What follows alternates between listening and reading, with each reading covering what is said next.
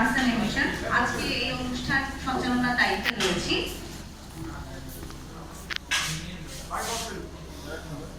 আজকে আমাদের আলোচনার বিষয় হলো প্রস্তাবিত জাতীয় বাজেট 2026-2027 তামাক কর বৃদ্ধির প্রত্যাশা ও আমাদের প্রাপ্তি। আমরা এখন আমাদের সংবাদ সম্মেলনটি শুরু করতে যাচ্ছি এবং আমাদের আরো কিছু অতিথিবৃন্দ আছে যারা রাস্তায় অবস্থান করছেন জ্যামের কারণে, তারা খুব দ্রুত আমাদের সাথে সংযুক্ত হবে। আমি এখানে উপস্থিত সবাইকে প্রথমেই তাদের পরিচয় প্রদানের জন্য অনুরোধ করছি, একটু যদি সবাই সবার পরিচয় দিতে।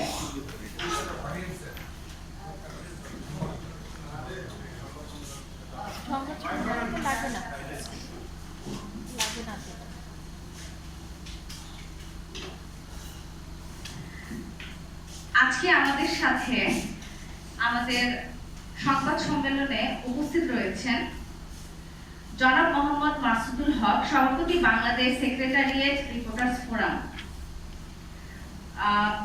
আমাদের সভাপতিত্ব করছেন জনাব ইকবাল মাসুদ, পরিচালক স্বাস্থ্য সেক্টর, ঢাকা আহসান মিশন।